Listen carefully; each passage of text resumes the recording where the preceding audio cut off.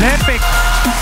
Oi, mis sööd! Ütleme nii, et rusikad on püsti ja oli tõesti ilus lõpplahendus selle kiirrünnakule.